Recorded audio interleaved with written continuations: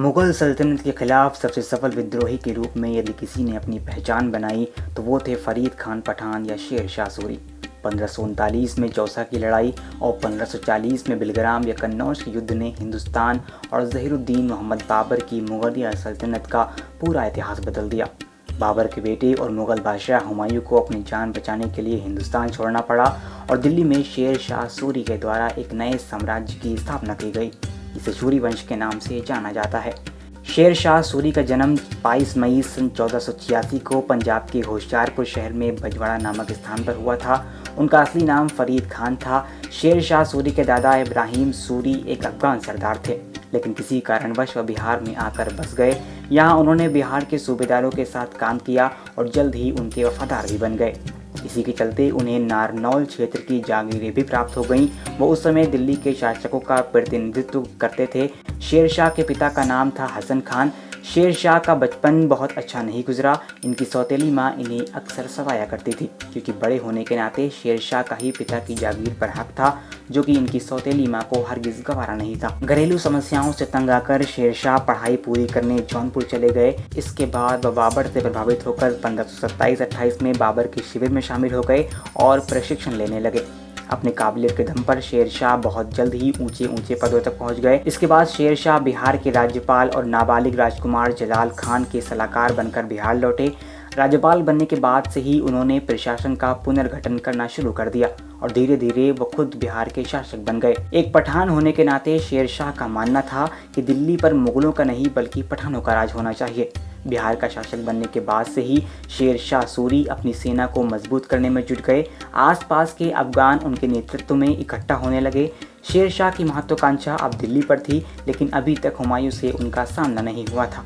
उनकी नज़र अब अपने पड़ोसी राज्य बंगाल पर थी, जहां हुसैन शाही साम्राज्य के अंतिम सुल्तान गयासुद्दीन महमूद शाह की सत्ता थी। शेर शाह सूरी ने 1538 में बंगाल पर आक्रमण कर शाह को हरा दिया। बंगाल पर शेर शाह सूरी का आक्रमण मुगल बादशाह हुमायूं को खुली चुनौती थी, क्योंकि बंगाल की रियासत उस समय मुगल सल्तनत के अधीन आती थी। लिहाजा यहीं से हुमायूं और शेर शाह सूरी के बीच सीधे टकराव का सिलसिला शुरू हुआ। बाबर की हुक्मरानी फरीद खान को बहुत ज़्यादा रास नहीं आती थी। बाबर के चंदेरी अभियान के दौरान उसने अपने पठान दोस्तों के बीच कहा था कि अगर किस्मत ने साथ दिया तो हिंदुस्तान के तख्त पर पठान ही बैठेगा। मैं मुगलों को इस मुल्क से बाहर निकाल कर फेंक दूंगा। मुगल पठानों से जंग और कुश्ती दोनों में ही कमतर हैं। इन्हें हराना आसान है, बस पठान एक हो जाएं तो बाकी काम मैं कर दूंगा। हुमायूं के शेर शाह सूरी के बंगाल आक्रमण की बात बिल्कुल नागवार गुजरी और वह शेर शाह से जंग करने निकल पड़े। सन 1532 में हुमायूं ने शेर शाह पर आक्रमण कर दिया। यह युद्ध दोहरिया नामक स्थान पर लड़ा गया। इस युद्ध में शेर शाह की सेना का नेतृत्व महमूद लोधी ने किया। इस युद्ध में शेर शाह को हार का सामना करना पड़ा और चुनार के किले पर हुमायूं का कब्जा हो गया। लेकिन युद्ध के बाद शेर शाह ने हुमायूं की अधीनता स्वीकार कर ली और किला वापस उसके अधिकार में आ गया। इसके बाद हुमायूं वापस आगरा लौट गए।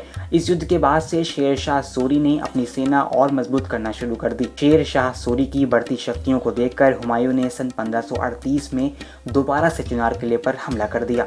कुशल तोपची रूमी खां के प्रयत्नों के बावजूद हुमायूं को चुनार का किला जीतने में इस बार 6 महीने लग गए। इसी दौरान शेर शाह ने धोखे से रोहतास के शक्तिशाली किले पर अपना अधिकार जमा लिया। इसके बाद उन्होंने बंगाल पर दोबारा आक्रमण किया और उसकी राजधानी गौड़ पर अधिकार कर लिया। चुनार के युद्ध के बाद 26 जून सन 1539 ईस्वी को चौसा का युद्ध बिहार राज्य के बक्सर जिले में स्थित चौसा गांव में गंगा के किनारे पर लड़ा गया। हुमायूं के सेनापति हिंदू बेग चाहते थे कि वह गंगा के उत्तरी तट से जौनपुर तक अफगानों को खदेड़ दे, परंतु हुमायूं ने अफगानों की गतिविधियों पर बिल्कुल ध्यान नहीं दिया। शेर शाह सूरी मुगलों की कमजोरियों से भली भांति परिचित थे। वो जानते थे कि मुगल फौज की सबसे बड़ी कमजोरी शराब और शबाब है।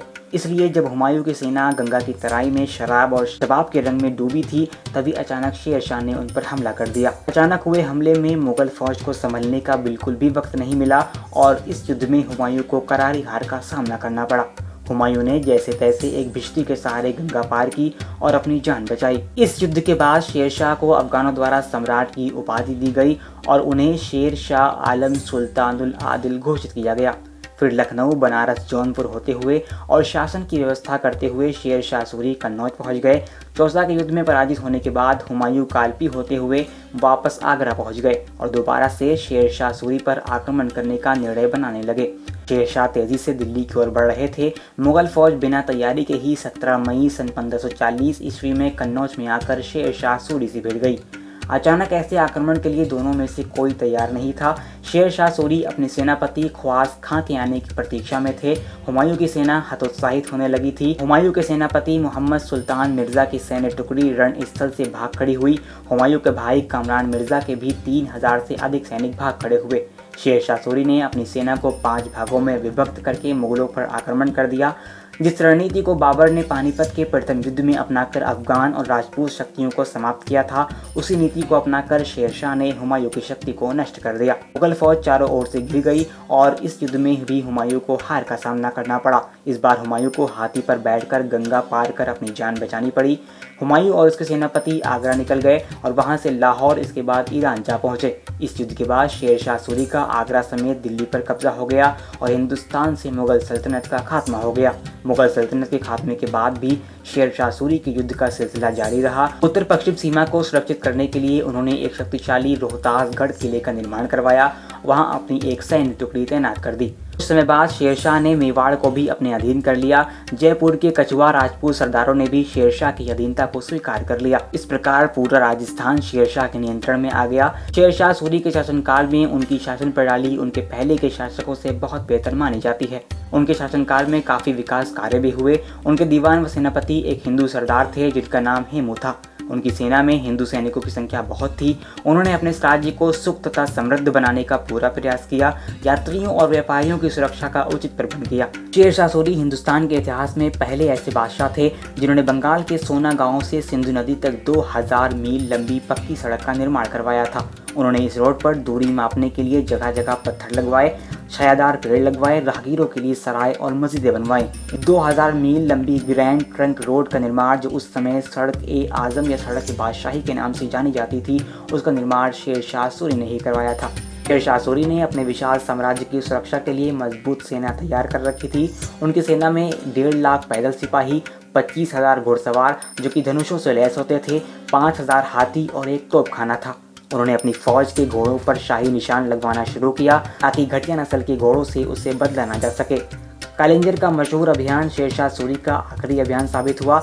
कलिंजर का शासक कीरत सिंह ने शेर शाह के आदेश के विपरीत रीवा के महाराजा वीर भान सिंह बघेला को शरण दे रखी थी। इसी कारण नवंबर 1544 में शेर शाह सूरी ने कलिंजर किले पर हमला कर दिया। लगभग 6 महीने तक किले को घेरे रखने के बाद भी जब सफलता के आसार नहीं दिखे तो शेर शाह सूरी ने किले पर गोला बारूद के प्रयोग का आदेश दिया। किले की दीवार से टकराकर लौटते हुए एक गोले के विस्फोट से शेर शाह सूरी की 22 मई 1545 में मृत्यु हो गई। शेर शाह सूरी को उनके गृह जनपद सासाराम में दफनाया गया। वहाँ शेर शाह सूरी का मकबरा बना हुआ है।